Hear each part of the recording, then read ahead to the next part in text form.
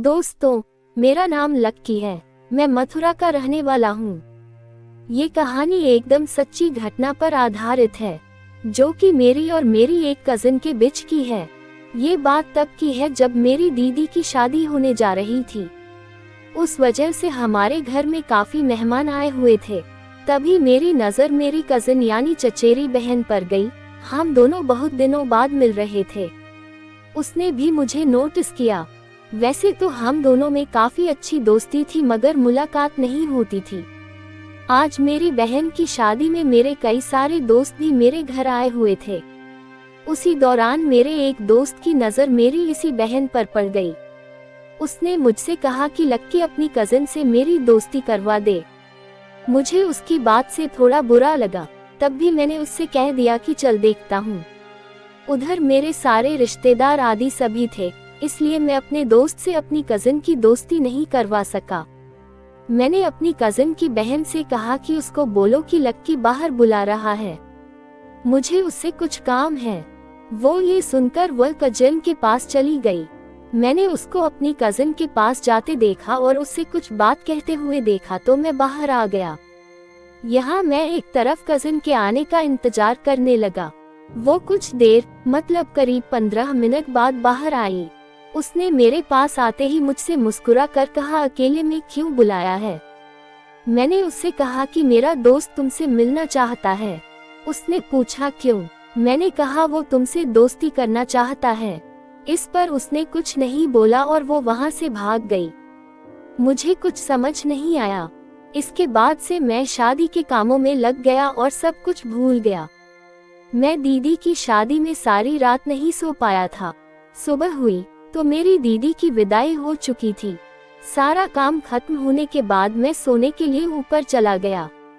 2-3 से लगातार काम के कारण मेरा ठीक से सोना नहीं हो पाया था, इसलिए मैंने ऊपर एक कमरे में जगह देखी और पसर गया। काफी सारे रिश्तेदारों के कारण घर खचाखच भरा हुआ था। शादी होते ही कई मेहमान रात को ही निकल गए थे और कुछ विदा के समय ही चले गए थे। मुझे नहीं मालूम था कि इस कमरे में कौन सा मेहमान रुका था और वो चला गया है या अभी नहीं गया है।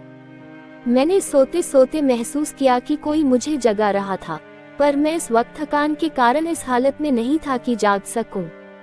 काफी देर तक जब मुझे जगाया गया तो मेरी नींद कमजोर हो गई और मेरी आंख खुल गई।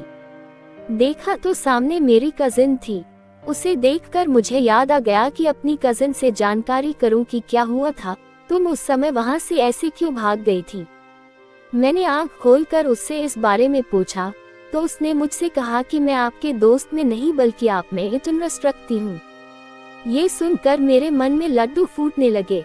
इससे पहले मैं कुछ कह पाता उसने कहा, कल मैं चली जाऊंगी तो फिर मौका नहीं मिलेगा। तुम्हारा जवाब ही हो तो बताओ। इतने में ही मेरी मम्मी की आवाज आए और वो वहां से चली गई। किंतु मैंने सोच लिया कि इतने अच्छे मौके को हाथ से जाने नहीं देना चाहिए।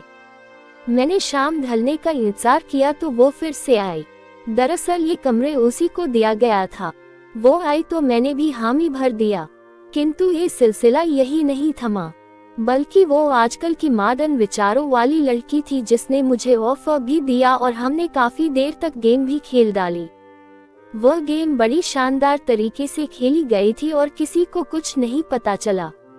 अगले दिन उसे घर निकलना था तो माँ ने बस स्टैंड छोड़ने से पहले एक बार फिर से गेम खेली। क्योंकि मैं जानता था यह मौका दोबारा हाथ नहीं आएगा। बस वो आखिरी मौका ही था जब हमने गेम खेली थी।